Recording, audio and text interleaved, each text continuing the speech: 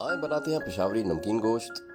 पहले लेंगे एक कप ऑयल डाल के उसको गर्म कर लेंगे। 1 टेबलस्पून लहसुन का पेस्ट इसमें डाल दी और 1 टेबलस्पून ही अदरक का पेस्ट डाल दी। अब इसको हम थोड़ा सा फ्राई कर लेंगे 5 मिनट के लिए। लहसुन अदरक हमारा फ्राई हो गया है। अब हम इसमें 1 किलो मटन का जो गोश्त है उसको डाल देंगे।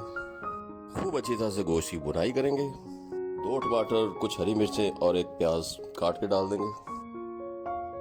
6 अदर लहसुन के जबे वो मैं इसमें डाल रही हूँ। 1 चाय वाला चम्मच धनिया पाउडर शामिल कर देंगे। साथ में हम हाफ टी स्पून नमक डाल देंगे। अब हम इसमें 1 गिलास पानी डाल के ढक्कन लगा देंगे। इसको 30 मिनट तक हम पकाएंगे मीडियम फ्लेम पे। ढक्कन हटाएंगे, टमाटरों के छिलकों को अलग कर लेंगे। इस पॉइंट में हम इसका नमक टेस्ट कर लेंगे। तमाम मसाले परफेक्ट हैं। 6 हरी मिर्ची इनकी कटिंग की है वो इसमें डाल देंगे।